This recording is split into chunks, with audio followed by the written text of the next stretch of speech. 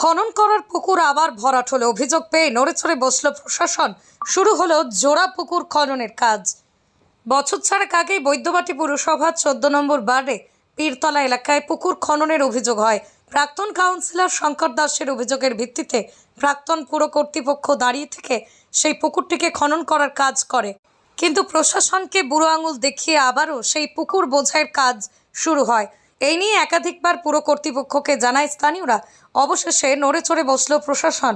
আজ সকালেই পুরপ্রধান পিন্টু মাহাতো ও সিআই সুবীর ঘোষের উপস্থিতিতে পুকুর খননের কাজ শুরু হলো। অন্যদিকে 20 নম্বর ওয়ার্ডের মাথা গোবিন্দ কলোনি এলাকার দীর্ঘদিন ধরে এই পুকুর বোঝাইয়ের কাজ হচ্ছিল। স্থানীয় পুর সদস্য বিষয়টি পুরসভার নজরে আনে। তারপরেই জোর কদমে শুরু হয় পুকুর খননের কাজ। যদিও পুকুর বোঝাইয়ের জন্য এলাকা দূষণ হচ্ছিল বলে অভিযোগ স্থানীয়দের। সাধারণ মানুষের অনেকটাই এতে সুবিধা হবে এমনটাই মত। 2 মাস হবে নাকি 2-3 মাস 4 মাস এরকম হবে আর কি। আমাদের আর মনে ছিল না ওই দিক থেকে হচ্ছে অবজেকশন হচ্ছে, আবার এখন এই দিক থেকে যাচ্ছে অবজেকশন হচ্ছে, এই হচ্ছে কথা। কিন্তু আমরা এখানে এলাকার লোক চাই যতটা পুকুর ছিল ততটা পুকুর হোক, সেটা পরিষ্কার হোক, চারিদিকটা বাঁধিয়ে দিয়ে একটা ঘাট করে দিক, আমাদের এইখানের লোকের ভালো হবে। এরা কারা করছে তো পার্টি অফিসে জানলেই তো জানতে পারবেন কারা করছে, আমরা তো বলতে পারবো না। এটা নিয়ে পৌরসভায় জানিয়েছিলেন? পৌরসভায় পৌরসভার লোক তো এখানে আসছে। কেন ফাল্গুনির বউ এখানে মোবাইলে করে ছবি তুলে নিয়ে যে এতে পার্টি অফিসে দেখিয়েছে, তারা দেখায় না? বা ফাল্গুনি বউ নিজে তুলেছে এখানে। এটা কি মনে হচ্ছে যে শাসক দল তৃণমূল এতে জড়িত আছে? না, বলতে পারছি না। তাহলে পার্টি অফিস থেকে বলছি, পার্টি অফিসে ও তো নিয়ে যায় পার্টিতে অফিসে দিচ্ছে, তারাই তো সব অবজেকশন করছে, ওরাই হচ্ছে অবজেকশন করছে, পার্টির লোকই অবজেকশন করছে, সেই জন্যই ভরাটটা বন্ধ হয়ে যাচ্ছে। ওরাই ইয়েটা তুলে দিচ্ছে, মাটিটা তুলে দিচ্ছে, কখনো বন্ধ হয়ে যাচ্ছে, আবার যেই একটু থেমে যাচ্ছে অমনি ওনারা আবার ফের ভরাট করতে শুরু করছে। হ্যাঁ হ্যাঁ, খোঁড়ার কাজটা আজ থেকে শুরু হলো, খুঁড়ছে আজ থেকে। আপনারা খুশি? হ্যাঁ, আমরা খুঁড়ে নিচ্ছে তো আমরা খুশি। ভরাট হয়ে গেছিল সেগুলো আর বন্ধ, তারা ফ্ল্যাট করে বিক্রি হয়ে গেছে, ওগুলো কিছু করার নেই। অনেক পুকুর তো কোর্ট অর্ডার আছে, খুঁড়ে তোলার অর্ডার হয়েছে, তো সেগুলো খুঁড়ে তুলুক, দূষণ মুক্তি এইটুকুনি জানি, ভেতরের খবর জানি না, আমরা জানতেও চাই না। ওর ভেতরে ঢুকতে গেলে মরে যাব, জানতেও চাই না। আমরা দূষণ মুক্তি চাই, এইটুকুনি জানতে বলছি। মানে সব পুকুরই এরকম? সব পুকুরই সব জায়গায় যেন এরকম হয়। ধন্যবাদ। কি নাম আপনার? আমার অঞ্জলি শীল।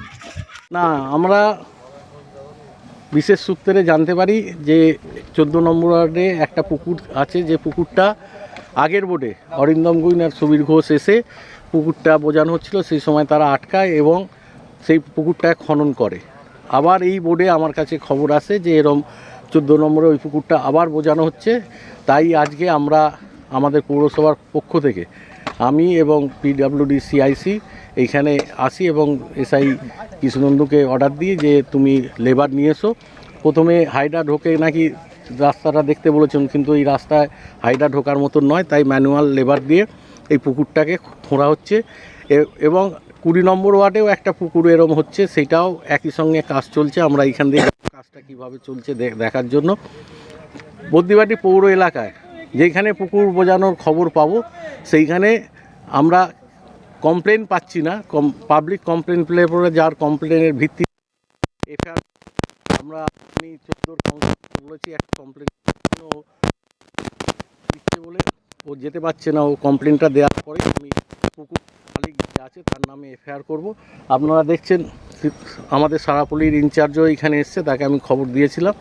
আমরা এফআইআর করব তাদের নামে, যাতে প্রশাসন থেকে কোনো ব্যবস্থা নেয়। আর পৌরসভার আরও একটা কাঞ্চন পুকুর 13 নম্বর ওয়ার্ডে আছে, ওইটা জেসিপি ঢুকবে, ওইটাকে আমরা জেসিপি দিয়ে পুকুরটাকে খনন করব। অভিযোগ নাকি শাসক দলের নেতারা জড়িত? না না, এগুলো বাজে কথা। তাহলে শাসক দলের নেতারা জড়িত থাকলে পরে আমরাও তো শাসক দলের পৌরপ্রধান সিআইসি, তাহলে আমরা কি করতে এসেছি এখানে পুকুর খনন করার জন্য? দেখুন, যেখানে মাননীয় মুখ্যমন্ত্রী এই ধরনের অসামাজিক কাজকর্মে সমর্থন করছেন না, প্রতিটা মিটিংয়ে আপনারা দেখছেন, রিভিউ মিটিংয়ে তিনি বারবার এইগুলোতে জোর দিচ্ছেন এবং প্রশাসনিক লেভেলে শুধু মুখে বেলে থেমে থাকছেন না, প্রশাসনিক লেভেলে তৎপরতা আছে। আপনি হকার উচ্ছেদ বলুন, যে কোনো সরকারি যে সিদ্ধান্তগুলো সেইগুলো আগে যে হতো সেইভাবে চলছে না। এখন সরকারি কিন্তু রিভিউ সরকারি লেভেলে, জেলা লেভেলে, এসডিও লেভেলে এই রিভিউগুলো চলছে। তাহলে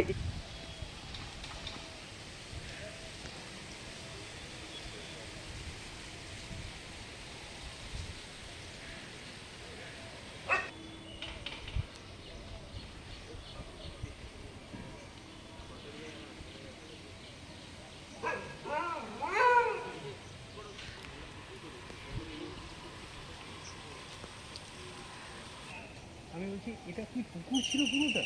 সমীর কি পুরো নাম? স্থানীয় কাউন্সিলর?